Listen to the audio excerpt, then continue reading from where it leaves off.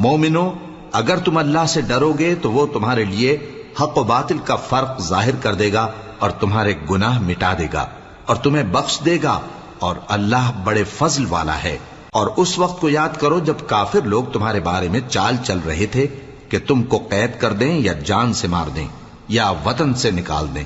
تو ادھر تو وہ چال چل رہے تھے اور ادھر اللہ تدبیر کر رہا تھا،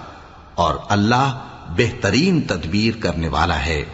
اور جب ان کو ہماری آیتیں پڑھ کر سنائی جاتی ہیں تو کہتے ہیں یہ کلام ہم نے سن لیا ہے، اگر ہم چاہیں تو اسی طرح کا کلام ہم بھی کہہ دیں، اور یہ ہے ہی کیا، صرف اگلے لوگوں کی حکایتیں ہیں۔ اور جب انہوں نے کہا کہ اے اللہ، اگر یہ قرآن تیری طرف سے برحق ہے تو ہم پر آسمان سے پتھر برسا یا کوئی اور تکلیف دینے والا عذاب بھیج دے۔ اور اللہ ایسا نہ تھا کہ جب تک اے پیغمبر تم ان میں تھے